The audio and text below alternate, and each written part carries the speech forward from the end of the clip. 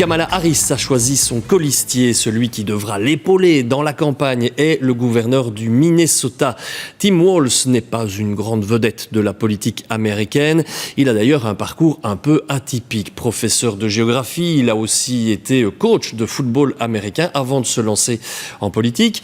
Il s'est un petit peu fait remarquer ces derniers jours dans les médias. Ça l'a peut-être aidé ou pas, on n'en sait rien. Il a en tout cas régulièrement critiqué par médias interposés le candidat républicain Donald Trump.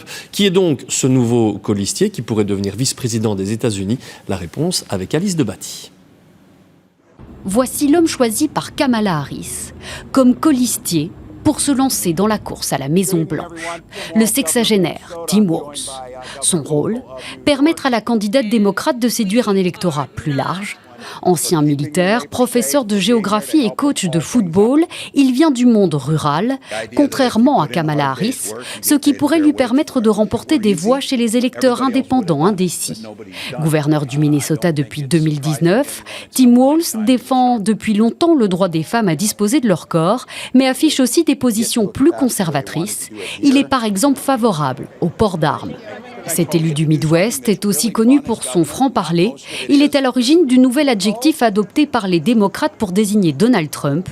Pour lui, le candidat républicain est bizarre. I've dealt with bullies. I had 20 years in the classroom.